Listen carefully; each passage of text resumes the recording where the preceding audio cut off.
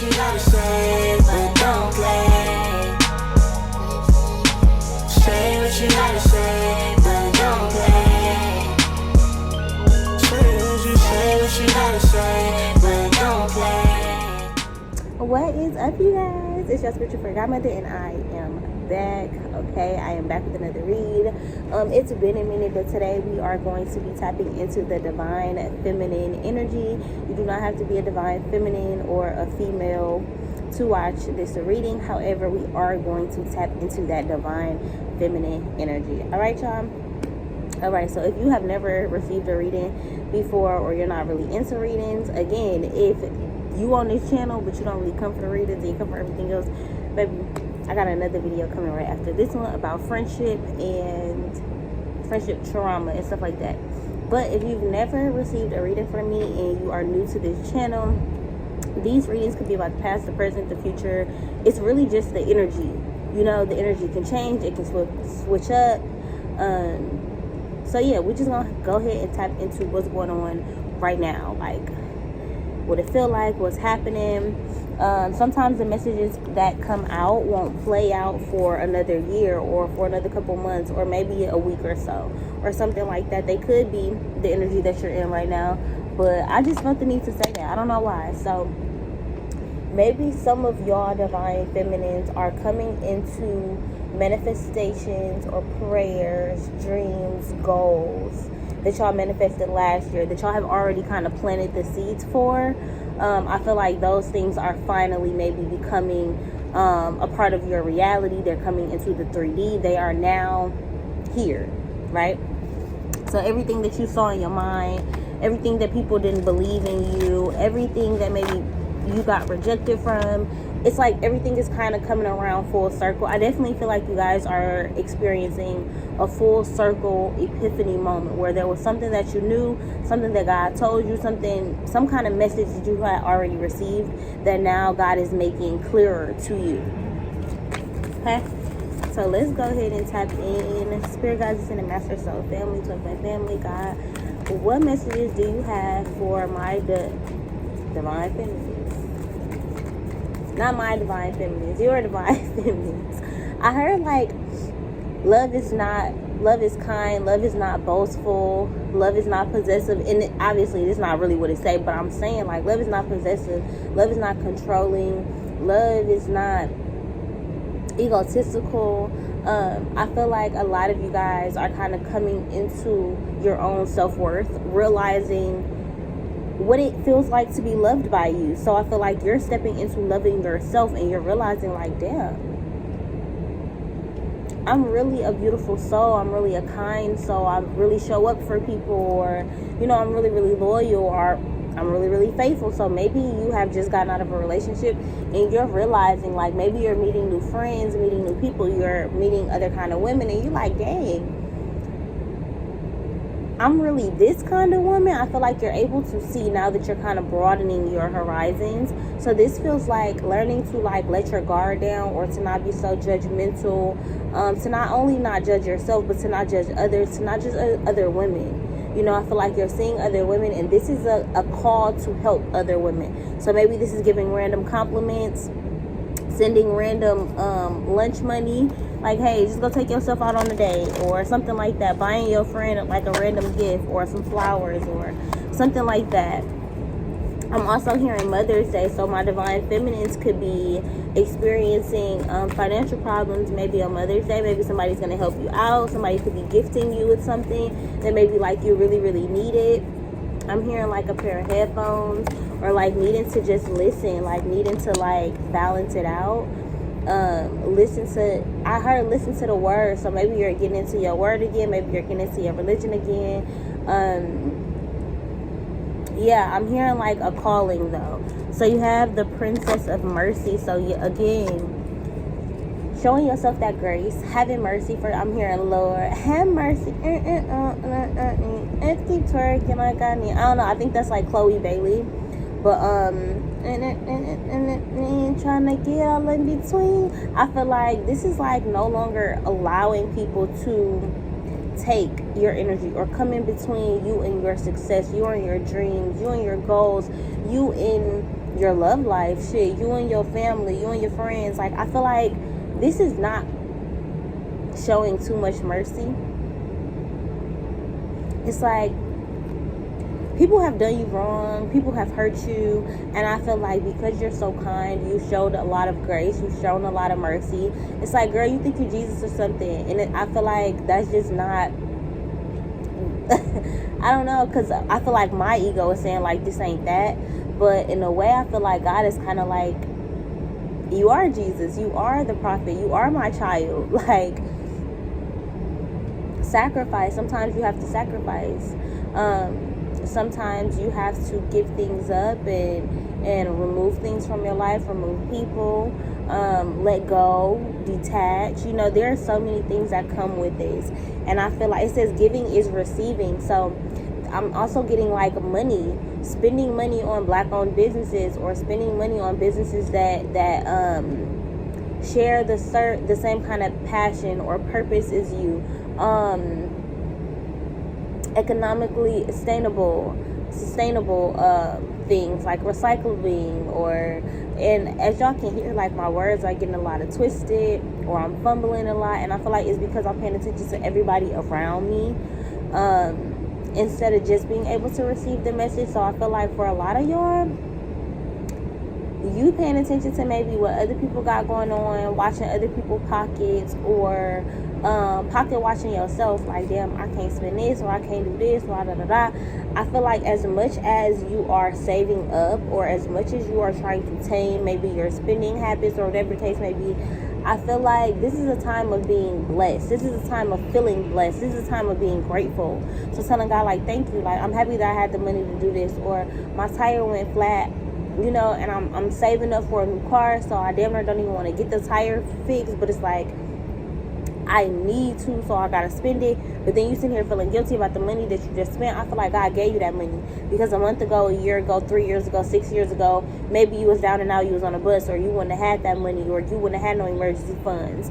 So I feel like just being able to take care of yourself, just being able to have funds or have something in the bank, even if it's not what you want, I feel like this is about showing yourself mercy. Like, you might not have it all right now, but it's coming. You may not have everything that you seek, you may not have everything that you want, but it's coming, right? It says the energy of the universe is merciful. So I feel like you keep telling yourself that you're receiving karma, that you're the bad person. This is kind of like taking a look at yourself and asking yourself, like, is my confidence real? If I really had all of this confidence, would I be seeing what I'm seeing? So I feel like your life right now is a reflection of how you feel about yourself. So take a look at your life. Take a look at how things are going. Take a look at how you feel when you wake up. Take a look at what your nighttime routine is like. What's some things that you do throughout your day. And I feel like, ask yourself, what am I doing for me? What part of my day is just mine? You know, you got Queen Esther, the morning star. My ego is in service of my soul. So remember when I first started the reading, I'm like, my ego wanted to say, like, nah, don't do that. But I feel like there's a place for our ego. And a lot of times we have these ego deaths. And, you know, I heard shrooms. So somebody could be taking shrooms. Somebody could feel like they went through an awakening. Or somebody could be starting to microdose. I'm hearing like the 70s and the 80s are coming back. So it's like we're going to have a lot of people on drugs, a lot of people dying of fentanyl, a lot of people dying of overdoses, a lot of people dying of addictions, but also a lot of people dying of withdrawals. So like alcohol addiction, you know, you start to get the shakes, you start to have seizures, your body literally starts to need it. So different things are happening where there may be a period of a lot of death in your family. There may be a lot of things that are dying. So relationships could be dying. You could be losing out on a home. I'm hearing like somebody's landlord could have like passed away and passed the house down to her children who are now living in the home. And you could have to maybe move abruptly. I'm hearing like Waikiki, Hawaii. I'm hearing the Shy. And I'm hearing somebody who's on the down low. Somebody could be dating a man who's on a down low. And I honestly feel like for some of y'all wouldn't care. But it's the fact that he is lying that's making you want to maybe leave the relationship. For a lot of y'all, I feel like this is getting out of a cycle and allowing a cycle to die. I feel like it's dying for a reason, and a lot of y'all are so, I'll say a lot of us, because I'm a divine feminine as well, and when I say a lot of y'all, I felt like I did this, or like there was a blame game, or it's like it didn't feel good. So in that sense, it just feels like taking accountability and being merciful to yourself, to your own dreams, to your own goals, to how long it's taking you to get to a specific dream or goal. You know, with Queen Esther, the morning star, it says, and I trust my soul's divine timing. So I feel like your ego could be, in a way, protecting you, or like trying to be there for you, like trying to stop you from giving your heart or pouring your heart or something like that. For some reason, I am picking up on the energy of like, don't do too much. Like, don't do too much. I'm loyal, I'm loving, but don't do too much. You know, that's kind of what it's feeling like. So I feel like if some of you guys are like walking away from connections, from friendships, this could be from a husband, because I am getting Adam and Eve. So it's like y'all are soulmates, but at the same time, there's a twin flame, or there's a divine counterpart. So there's a divine masculine, or a divine feminine, or a divine non-binary person. There's a divine being who kind of is in your energy field, but you still have some things to maybe dish out or get rid of first. So you could not even have met this person yet. This person could be a secret admirer. This could be somebody who you work with, who's like watching you from afar. This could be somebody you go to school with. This could be somebody in your neighborhood. This could be anybody. This could even be, I'm hearing like a pet just admiring you, or finally seeing like, dang, she's not yelling, it's like they notice that your energy has changed and they're appreciative. So if you was like whacking a dog on the nose, or something like that, or you had like a bearded dragon and maybe you wasn't giving them enough attention or bringing them out, maybe you had a snake or something like that and you wasn't touching them or interacting with them a lot, just feeding them or just letting them be, or something like that. It feels like people, your pets, the world, the universe is responding to your change of energy. So now that your energy has shifted and you allow that anger or depression or sadness to die, it is now ushering in new energies. So even though that ego or that sadness, that anger has now died, when we think about death, we have to think about the fact that it's not an ending, it is a transition.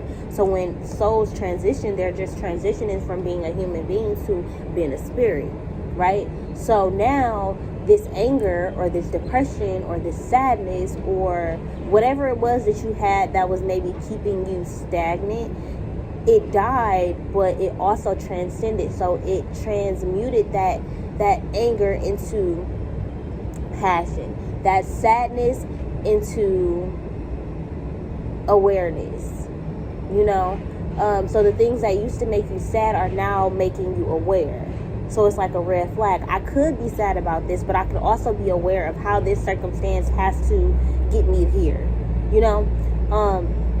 A lot of this is feeling like things that are outside of your own energy that are affecting your energy. And I feel like for some of you guys who aren't as immersed in your spiritual journey, you may have a hard time deciphering when something is your energy versus when it's somebody around you. You could have an attitude, you could wake up with an attitude, and it could be because somebody was in your dream bothering you, or somebody it could be somebody that you love or that you were attached to. Maybe they're having a bad dream, or maybe they woke up on the wrong end of the bed, wrong side of the bed, and now you're feeling it. But we don't talk about that though, you know? So it's like we just put the blame on us, like, damn, I always got an attitude, or I'm mad, like, what's wrong with me? I feel like this is the season to be merciful. This is the season to ask yourself, well, why am I sad? If you woke up in a bad mood, like, ask yourself, go through the steps, retrace your steps. When I woke up, what was it? Did my dog start barking? Did my dog wake me up before I could wake me up? Did the kids get up yelling, tapping on my head before I could get up?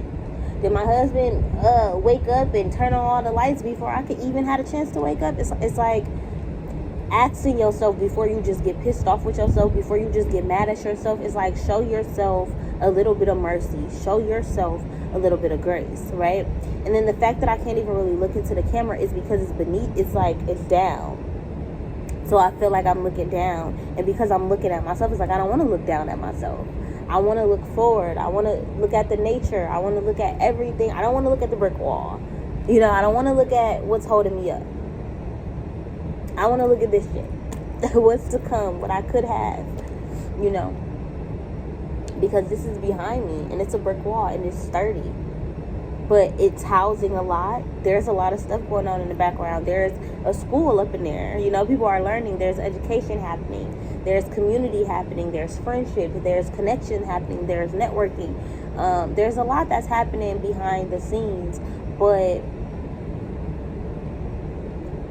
is what I should be worried about. It's like I can see the appreciation in that. I can see the gratitude. I'm happy. I'm grateful that I'm able to sit here and that I have this place that is now holding me up. But what if that was its job, to hold me up? What is my job? Is my job to keep, oh my God, thank you so much, oh my God, blah, blah, blah. I'm sitting here thanking you so much that I'm not even living in why you had to hold me up. Why that thing had to die.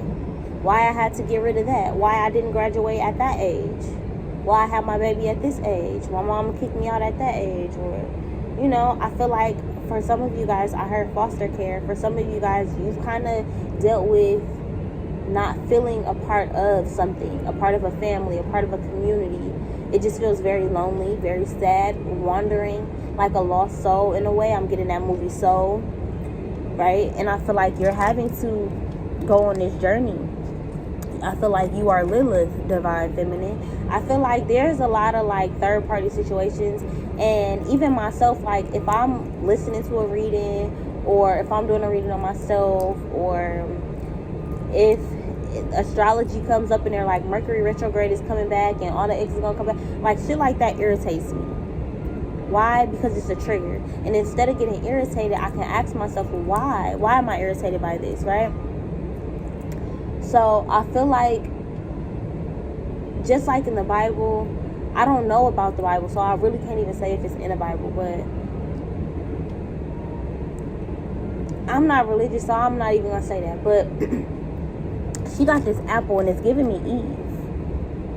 That's the one who gets all the recognition. That's the pretty one. That's the one who everybody talks about. Y'all mad at her for eating the apple. But there's a whole nother woman that she turned into, or there's a whole nother being that she transcended into, or there's a whole nother woman. Lilith, I don't want the fucking apple. Bitch, you're not gonna make me eat shit. She's questioning, okay, God gave you this apple, why you ain't eat it? Why you giving this to me? Where a woman who was maybe haven't been through no trauma just gonna be naive and eat that motherfucking apple. But this woman who has been through shit, people could look at her as bitter. Oh, why not just take the fucking apple? Somebody giving you some shit. I don't have to take some shit just because somebody is giving it to me. I don't gotta take that dick, nigga. I don't gotta take that money, nigga. I don't gotta take your friendship. A lot of females are real friendly and real nice, but they energy be off.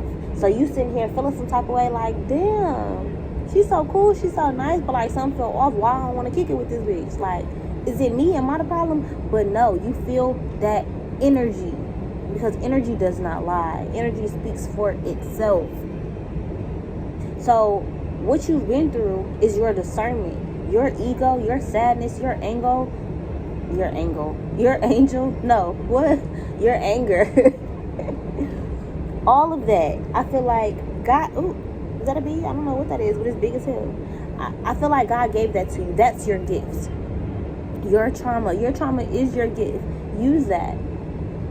Use that as your own discernment. Use that as your calling. Use that as your roadmap.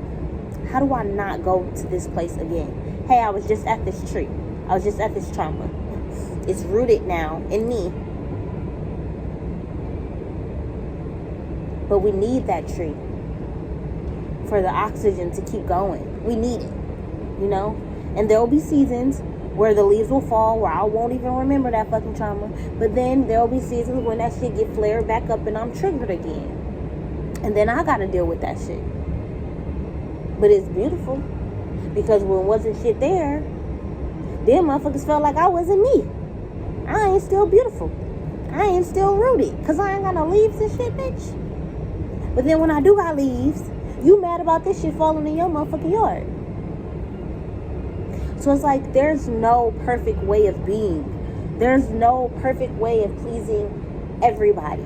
I feel like there are people who God is sending to help you who are making you feel bad about needing help, who are putting you down. God is testing them. God is testing them. God is testing them to see how they are going to treat you, how they are going to treat this earth angel, because God knows where you're going. God sees the success. God knows how anointed, how gifted, and how blessed you are, and God knows what's coming into your reality, even if you don't know it. You've dreamed about shit.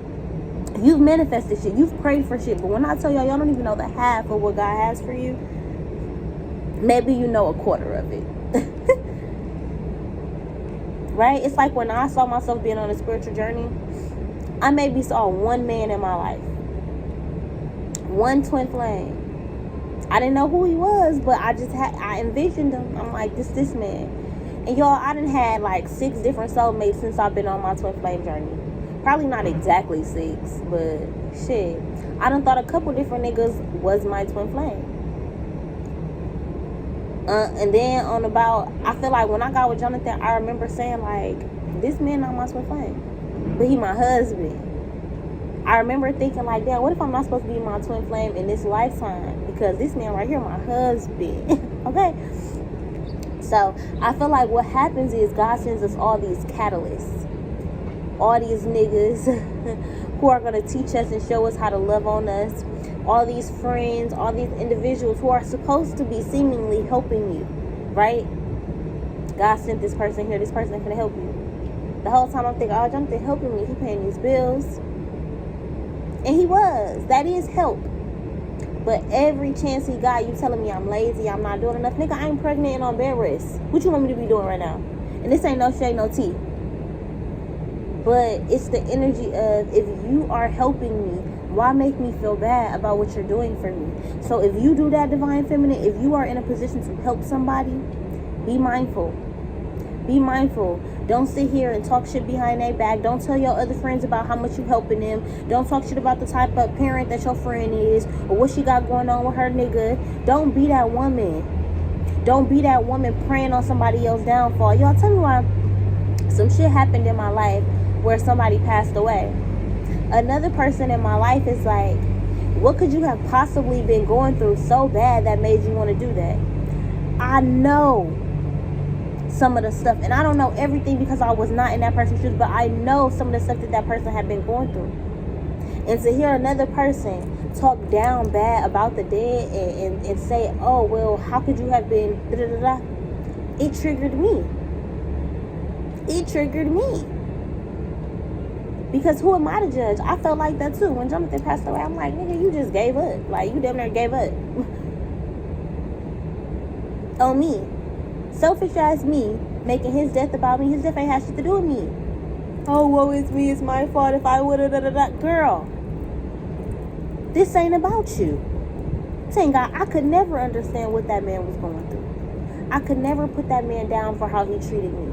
I could never talk down on him. I could tell my truth like I just did, because it was the truth. The nigga did put me down even though he was helping me. However, I'm not diminishing his character. I'm not saying that he was a bad person, but I'm able to tell my truth. So I feel like that's where the mercy lies. The mercy lies in being able to still tell your truth. Talk about the person that molested you, even if it was your daddy, your cousin, your uncle, rah-rah, JoJo. I heard Kaden, KK, Uncle KK. I'm hearing all this shit, and it's like, even with telling somebody your story, even if it hurts other individuals, whether that be your family, whether it be it's gonna hurt your kids to let them know that you was in a domestic violence relationship, they don't know why you and the kids at the shelter, everybody judging y'all, they don't know you was getting your motherfucking ass beat, cause you still protecting that nigga. Because he is the father of your children. So it ain't got nothing to do with the nigga. But it got to do everything with your kids and your protection for them. It ain't nobody business that he was beating your ass. Maybe not right now. I've been there. Being in a relationship and wanting to protect my nigga. And I'm not even talking about Jonathan. But not wanting to tell nobody. Not wanting to tell my mama sneaking around the house and shit. Got bruises and shit. But I don't want to tell nobody because I'm going to look stupid as hell if I stay with this nigga. So not only am I protecting him, but I'm protecting myself too because I don't want to look like a fucking fool. But the fact that I know I would look like a fool tells me that I don't need to be here. So obviously I have a story to tell. Remember y'all story, Divine Feminines. Remember why it's good to have mercy for yourself. Remember why you deserve mercy in the first place. Go back. You're not Eve. You're Lilith. You went into the motherfucking garden. You went to go find your own journey. You went on your own path. You went and was depressed and sad and lonely and had to forage for food and figure shit out and find shit. You did that. Fuck an apple. Fuck what somebody want to give me. It's just like niggas. Niggas think, oh, I'll give you some weed, or I'm taking you out to eat. I'm taking you on a trip to Miami. Nigga, you can take me on a trip to Miami. That don't mean I gotta fuck you. Somebody being nice to you, a friend, hey girl, I'll give you a ride. But then she on the phone gossiping to her friends about how you ain't got no motherfucking car. Bitch, fuck you in your ride. I don't need it. Thank you, girl. Hey, I'm okay. At some point, a motherfucker can't just take something because it's being given. Because those same motherfuckers God sent to help you will shit on you. So it's about having mercy for yourself to get up out that situation. Pray every day, God, I got mercy on myself. I hate that I got myself in this situation, but you know what? It's okay. Because what if I got myself in this situation just for God to reveal to me that, bitch, you cannot come with me. I'm finna be famous, but you was not getting no motherfucking mansion, ho. You not. You not. And not because I'm mad at you. Not because I'm angry. Because I've transcended that. But because I know my worth. Because I saw how you treated me when I had nothing. So you know what? I'm going to repay you. I'm going to give to you. Let's say you borrowed me $500, bitch. I'm going to give you a G. But I don't never want to talk to you again.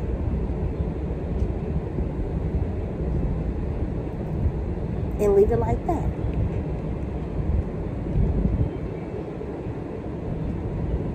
Period. But I hope you guys enjoyed this video, Divine Feminines. If you did, give this video a thumbs up. Leave a comment down below. Share it on all your social medias. And I am out of here, you guys.